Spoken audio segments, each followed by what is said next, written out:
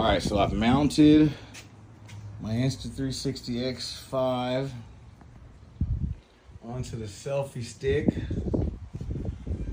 We're gonna do our first ride and see how it goes.